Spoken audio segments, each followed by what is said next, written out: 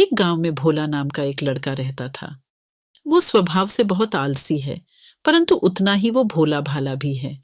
वो दिन भर कोई काम नहीं करता था। ऐसे ही एक दिन, अरे भोला जब देखो तब सोया रहता है, आलस छोड़ और जाकर कुछ काम कर। अब सबके तानी सुन सुनकर तो मैं तंग आ गया हूँ। कोई तो स्थान होगा जहां मुझे बिना कोई काम किया भोजन मिलता रहे। इतना कहकर भोला घर से निकल पड़ा। यूं ही भटकते हुए वो एक आश्रम में पहुंचा। वहां उसने देखा कि आश्रम में गुरुजी हैं, मंदिर की पूजा करते हैं और कोई काम नहीं करते। उसने मन में सोचा, यहाँ तो कोई काम धाम नहीं, बस पूजा ही तो करनी है। अगर मैं यहाँ रहने की व्यवस्था कर लूँ तो मेरे लिए बहुत बढ़िया बात हो जाएगी। एक बार पूछ लेता हूँ। प्रणाम गुरुजी, मैं दूर गांव से आया हूँ। अगर आपको कोई परेशानी ना हो तो क्या मैं यहाँ कुछ दिन आपके आश्रम में रह सकता हूँ? हाँ हाँ, क्यों नहीं, तुम इस आश्रम में अवश्य रख सकते हो।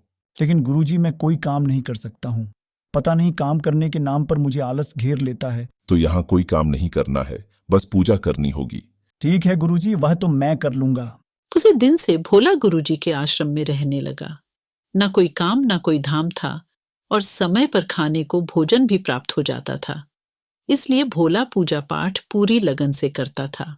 एक दिन भोला पूजा पाठ के सभी कार्य करके जब भोजन करने रसोई में गया। गुरुजी आज खाना नहीं बनेगा क्या? भोला, आज एकादशी है, आज आश्रम में सबका उपवास है और आज तुम भी उपवास रखो, आज भोजन नहीं बनेगा। नहीं गुरुजी, मैं कभी भी उपवास नहीं रखा और मैं उपवास नहीं रख सकता। मैं तो बिल्कुल भूख नहीं रह सकता। मुझे तो बहुत भूख लगती है। ठीक है भोला, अगर तुम्हें उपवास नहीं रखना तो तुम मत रखो, पर खाना भी तुम्हारे लिए कोई और नहीं बनाएगा। तुम्हें अपना खान स्वयं बनाना पड़ेगा।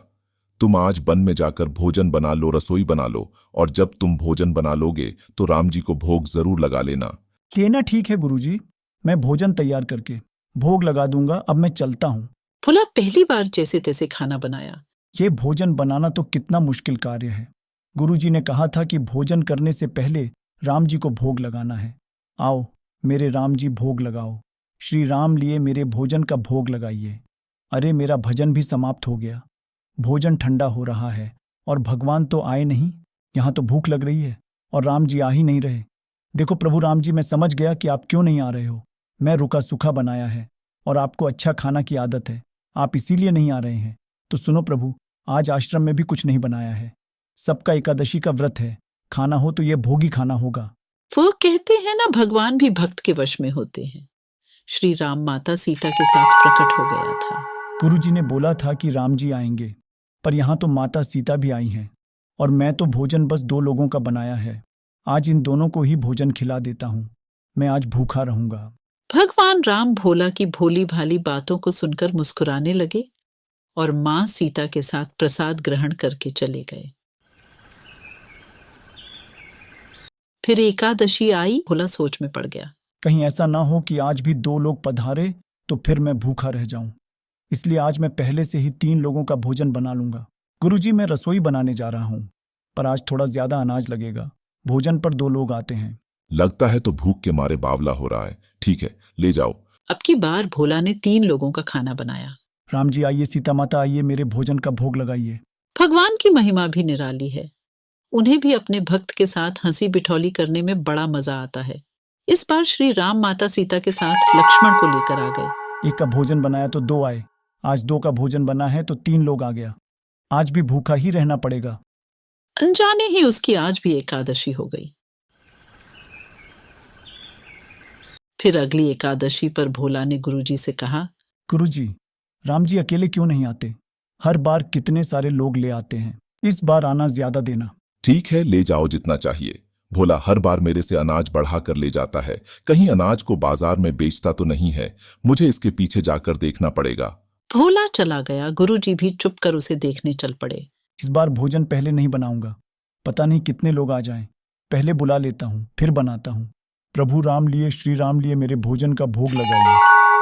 क्यों भोला, आज तुमने हमारे लिए प्रसाद क्यों नहीं बनाया? राम जी, भोजन बनाकर क्या फायदा? मैं तो भूखा ही रहूंगा।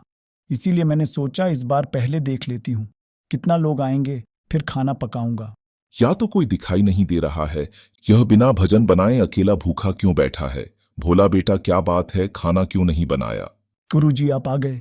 देखिए कितने लोग आते हैं प्रभु के साथ। मुझे तो यहाँ पर कुछ नहीं दिख रहा सिवाय तुम्हारे और अनाज के। एक तो इतनी मेहनत करवाते हैं, प्रभु भूखा भी रखते हैं और ऊपर से गुरुजी को देख भी नहीं रहे। इस बात है राम जी, आप गुरुजी को देख क्यों नहीं रहे? भोला, मैं उन्हें नहीं दिख सकता। क्यों? गुरुजी तो बड़े पंडित हैं, ज्ञानी है, विद्वान है, उन्हें तो बहुत कुछ आता है, उनको क्यों नहीं दिखाते? माना कि उनको सब आता है पर वे सरल नहीं है तुम्हारी तरह, इसलिए उनको नहीं देख सकता।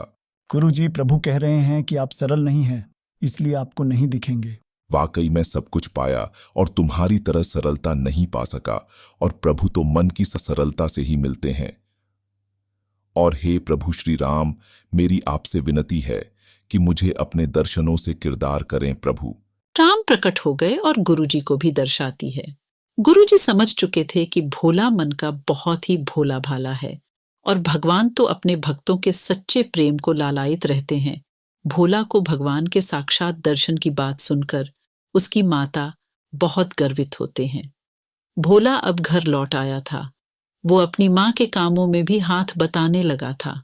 उसे विश्वास था कि वो जो भी भोजन बनाएगा प्रभु श्री राम उसे जरूर खाने आएंगे।